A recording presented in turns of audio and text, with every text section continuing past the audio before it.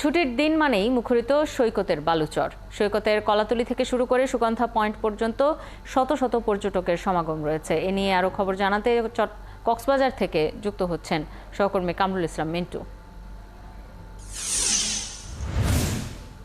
মিন্টু, সৈকতে পর্যটকদের নিরাপত্তা এবং বিনোদনে কি কি আয়োজন দেখছেন, আর হোটেল মোটেলগুলোতে সমাগম কেমন এবং পর্যটক এবং ব্যবসায়ীরা কি বলছেন এ বিষয়ে?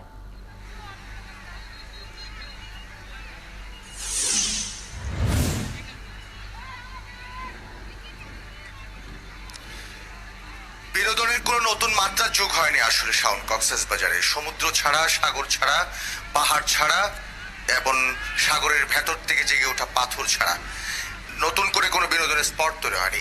এটাই প্রশান্তি পাচ্ছেন পর্যটক যারা আছেন বা বিভিন্ন জায়গা থেকে যারা ঘুরছে আসছেন তারা। এবং নিরাপত্তার কথা যদি বলি, ব্যাপক নিরাপত্তা বেষ্টনী গড়ে তুলেছে। এখানে টুরিস্ট পুলিশ আছে, এখানে বাইরে থেকে যাতে পর্যটক যখন কক্সবাজার ঢুকবে তাতে কোনো যাতে সমস্যা না হয় সেজন্য জেলা পুলিশ তো কাজ করেই। এবং পর্যটকের সংখ্যা যদি বলি, বিপুল সংখ্যক পর্যটক কক্সবাজারে, বিপুল সংখ্যক। একেবারে আপনি যেটা বলছেন কলাতলি থেকে ডায়াবেটিক পয়েন্ট, তারপরে দরিয়ানগর, হিমছড়ি, আপনার সেন্ট মার্টিন তো বন্ধ হয়ে আছে।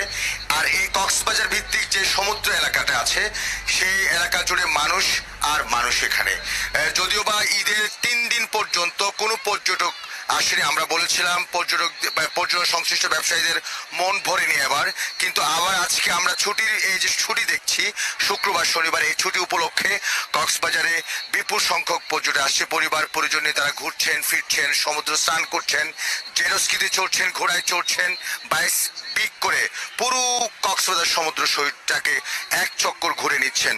ভালো আছেন সবাই। তবে প্রশাসনের পক্ষ থেকে যেটা বলা হচ্ছে যাতে অতিরিক্ত ভাড়া আদায় না করা হয় সেজন্য তারা সতর্ক আছেন। এবং ইতিমধ্যে যে সমস্ত হোটেল মোটেল কটেজ আছে তাদেরকেও নির্দেশনা দেওয়া হয়েছে অতিরিক্ত ভাড়া যাতে আদায় না হয়, এবং সে কথাটা বলা হয়েছে। এছাড়া আমরা পর্যটকদের সাথে কথা বলেছি, তারা খুবই ভালো আছেন। প্রচন্ড গরম, আজকে সকাল থেকে বৃষ্টিপাত হয়েছে। আপনি জানেন যে পাহাড় ধসের ঘটনাও ঘটেছে। এখন বৃষ্টি, এখন প্রচন্ড রকম রোদ। এই রোদের মধ্যে সবাই যে যার মতো করে সময় কাটাচ্ছেন। এবং হোটেল মোটেল ব্যবসায়ীরা বলছেন কক্সবাজারে প্রায় এই ছুটিকে কেন্দ্র করে তাদের 80% রুম বুকিং হয়েছে।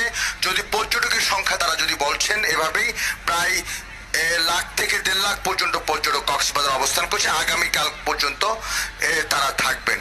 এবং খবর রাখতে থাকুন মিন্টু, এরপরে প্রয়োজনে ফিরবো আবারও আপনার কাছে আরো তথ্যের জন্য। আমাদের সাথে কক্সবাজার থেকে যুক্ত হয়েছিলেন সহকর্মী কামরুল ইসলাম মিন্টু।